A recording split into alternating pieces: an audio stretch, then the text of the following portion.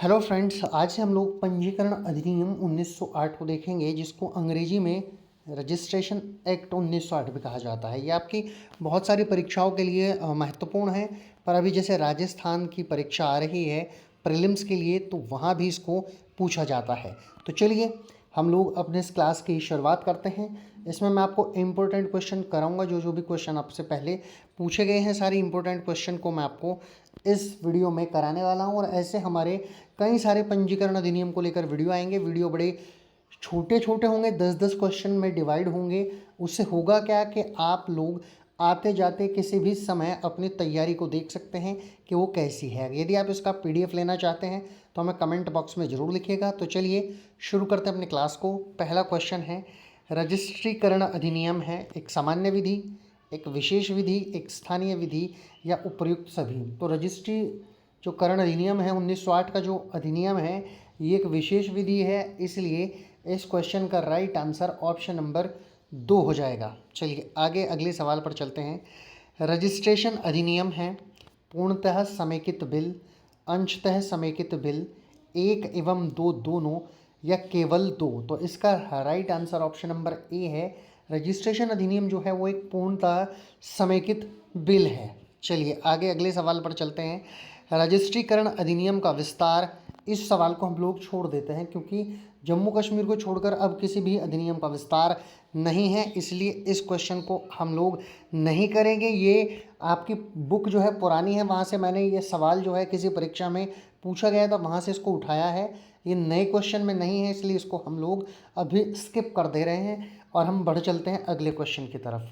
अगला क्वेश्चन है, पट्टे के अंतर्गत शामिल है प्रति प्रतीक, 2 कबूलियत, 3 कृषि अथवा दखल के लिए वचनदाता, 4 पट्टे के लिए करार या 5 उपर्युक्त सभी। तो इसका राइट आंसर ऑप्शन नंबर 5 होगा। उपयुक्त सभी जो पट्टे के अंतर्गत शामिल हैं, प्रतिपरीक भी, कबूलियत भी, कृषि अथवा दखल के लिए वचनदाता और पट्टे के लिए करार भी, ये सब जरूरी है। आगे चलते हैं। जंगम संपत्ति के अंतर्गत सम्मिलित हैं खड़ी इमारती लकड़ी, उगती फसलें, घास, पेड़ों पर के फल या फिर उपर्युक्त सभी।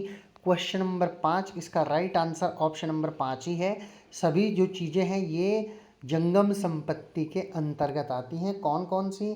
खड़ी इमारती लकड़ी भी जंगम संपत्ति है, उगती फसलें भी, घास भी, पेड़ों पर फल भी और उपर्युक्त सभी इसका राइट आंसर है। यानी कि ये चारों की चारों चीज़ें जंगम संपत्ति के अंतर्गत आती हैं। चलिए अगले सवाल पर चलते हैं। रजिस्ट्रेशन अधिनियम 1908 कब पारित हुआ, ये बताना है। 18 दिसंबर 1908, 15 दिसंबर 1908, 20 दिसंबर 1908 या फिर 25 दिसंबर 1908। राइट आंसर है जो रजिस्ट्रेशन अधिनियम है वो 18 दिसंबर 1908 को पारित किया गया।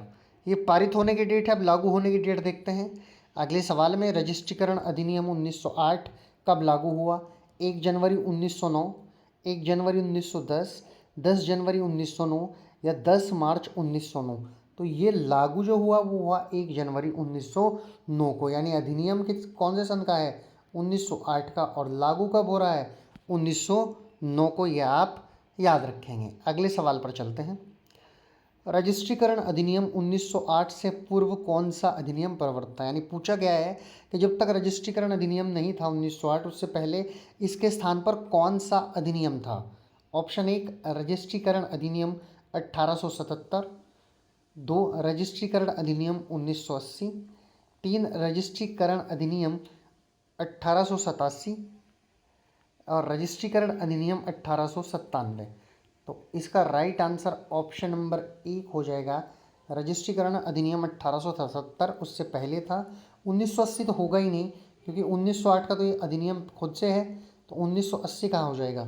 इसलिए ऑप्शन नंबर 2 तो गलत ही गलत है, 1 सही है, 3 भी गलत है और फिर 4 भी आगे आपका जो है वो गलत हो जाता है। अगले सवाल पर चलते हैं। रजिस्ट्रेशन शब्द जो है वो परिभाषित कहाँ पर है इस एक्ट में, ये बताना है। ऑप्शन है प्रस्तावना में, 2 धारा 2 में, 3 धारा 3 में, 4 एक व 2 दोनों में। इसका राइट आंसर ऑप्शन नंबर 1 है। ये प्रस्तावना में जो है रजिस्ट्रेशन शब्द को परिभाषित किया गया है। आगे चलते हैं अगले सवाल पर। रजिस्ट्रेशन का उद्देश्य है ये आपको बताना है। चल या अचल संपत्ति के अंतरण में धोखा ना हो, अचल संपत्ति के अंतरण में किसी भी पक्षकार को धोखा और किसी प्रकार की क्षति ना हो, 3 पक्षकारों के पास क्रय विक्रय का दस्तावेजी प्रमाण रहे और 4 उपर्युक्त सभी। तो इसका राइट आंसर ऑप्शन नंबर 2 है। चल अचल संपत्ति के अंतरण में किसी भी पक्षकार को धोखा और किसी प्रकार की क्षति ना हो।